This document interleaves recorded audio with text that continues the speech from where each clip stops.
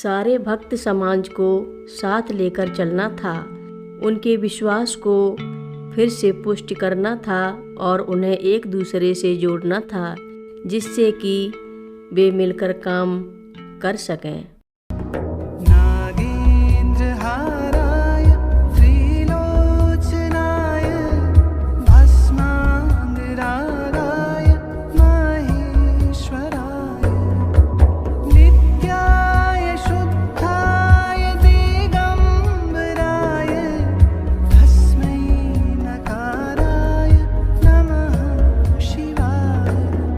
रक्षा सूत्र चैनल पर सभी भक्तों का स्वागत है। हम सभी भक्तों को महाराज जी की अद्भुत पावन कथाएं सुनाने जा रहे हैं। कृपया सभी भक्त ध्यान से सुनें। सन 1958 की गर्मियों में बाबा जी ने मुझे हनुमानगढ़ी नैनीताल में दीक्षित किया और ये वचन दिया कि वे इस रिश्ते को निभाएंगे। उसी वर्ष जाड़ों के दिनों में माँ एक लंबे समय तक रहने के लिए सब परिवार इलाहाबाद पधारी। जिस क्षण मैं माँ से मिला तभी से मैं उनका बेटा ही हो गया। जब भी बाबा जी इलाहाबाद आते मैं अपनी फाइलें माँ के पास छोड़कर बाबा जी के पास चला जाता। मैं उनके बीच संदेशवाहक बन गया। मेरी अपनी माँ ने भी माँ के साथ अपने व्यक्तिगत संबंध बनाए और अक्सर माँ लोगों को वो अपने घर बुला लेती और वे भी हमारे घर देर तक बैठती। यद्यपि सन 1958 से सन 1972 के दरमियान मुझ में बहुत से बदलाव आए। उदंड बालकपन से युवावस्था और फिर सन 1970 में गृहस्थी का परिवेश पर मैं माँ से समय समय पर मिलता रहा और धीरे धीरे बहुत स्नेह करने लगा। सन 1973 के जून के महीने में जब मैं बाबा जी से अंतिम बार मिला तब उस समय माँ ने महाराज जी के चरण गंगा जल से धोए और वही चरणोदक उन्होंने एक बोतल में भरकर मुझको ये कहकर दिया कि तुम रोज़ इसमें से एक चम्मच लेकर पी लिया करना। जैसा कि मैं कहे आया हूँ कि उन दिनों में बड़ी भारी आर्थिक समस्याओं से घिरा हुआ था।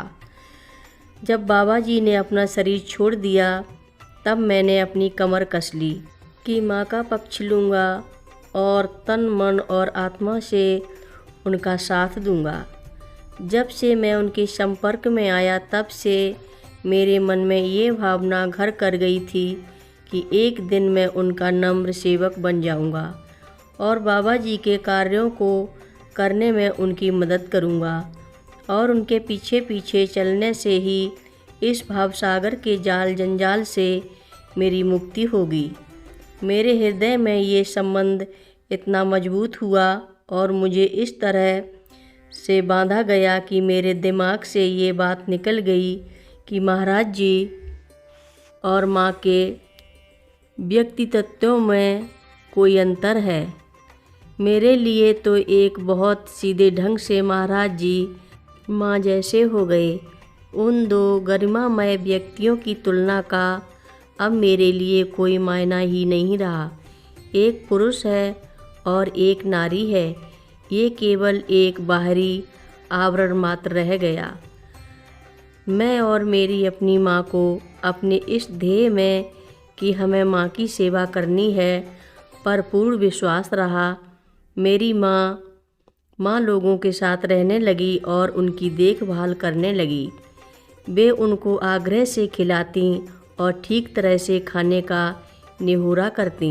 असल में हुआ ये था कि माँ लोग बाबा जी से इतनी जुड़ी थीं कि वे अपने स्वास्थ्य और जीवन रक्षा के प्रति लापरवाह हो गई थीं।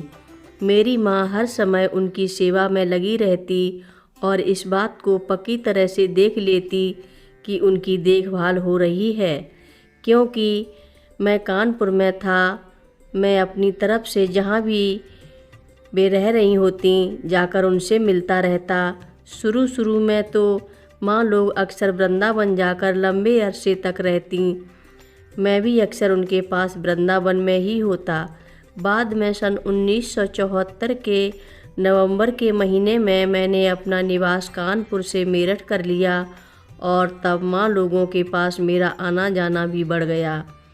मुझे उनके पास बहुत अच्छा लगता है और मैं करीब करीब हर सप्ताहांत उनके चरणों में ही गुजारता। माँ भी मेरठ में मेरे घर 4 या 5 बार आईं और हर बार ही करीब करीब 1 हफ्ते रहीं। माँ के नेक ने मेरे मन के अंदर उनके प्रति एक बहुत प्रगाढ़ भावनात्मक कड़ी पैदा कर दी और इसने मेरे भविष्य के मार्ग की दिशाएं स्पष्ट रूप से निर्धारित कर दी। वो और कुछ नहीं था, बस माँ के निर्देश में महाराज जी की सेवा और उनके कार्य को आगे बढ़ाना। तब तक मुझे इस बात की अनुभूति और समझ हो गई कि माँ का धरती पर एक ही ध्येय है कि वे बाबा जी के संदेश को पूरी दुनिया में लोगों तक ले जाएं, बाबा जी के सारे अधूरे काम को पूरा करना और भक्तों की एक सेना तैयार करना जो कि अगली पीढ़ी को बाबा जी के महान कार्य को आगे ले जाने के लिए तैयार कर सके। ये कोई छोटा मोटा काम नहीं था, सारे भक्त समाज को साथ लेकर चलना था, उनके विश्वास को फिर से पुष्ट करना था और उन्हें एक दूसरे से जोड़ना था जिससे कि वे मिलकर काम कर सकें।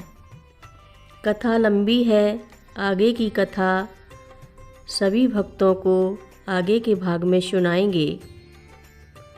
हर रोज़ महाराज जी की कथाएं सुनने के लिए रक्षा सूत्र चैनल को अवश्य सब्सक्राइब करें, शेयर करें और लाइक करें। घंटी बजाना ना भूलें।